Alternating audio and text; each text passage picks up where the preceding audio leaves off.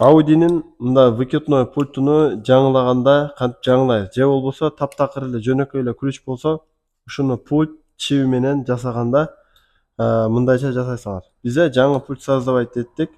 Жалосунун чиптери менен даяр. Буну кантип даярдайбыз?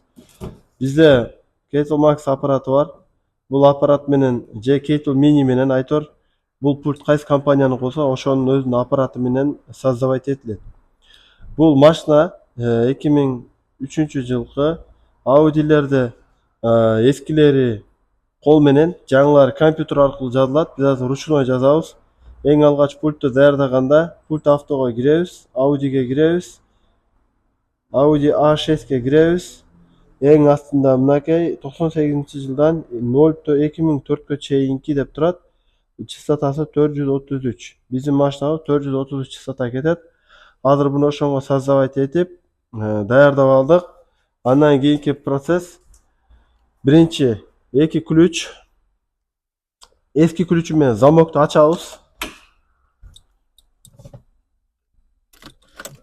Замокту ачып, эшикти жабабыз. Жаңы ключ менен салабыз. Ачкан жака басып, ачканды бир жолу басабыз. Жапкан жака буруп, жапканды бир жолу басабыз. Ошол моментте машинаны ачкан кнопканы басып, бир азга кармап турабыз. Машина моргать этет. Бул дегени кабыл алынды деген. Ошону менен ачкычыбызды чыгарабыз. Жаңы пульт жазылды.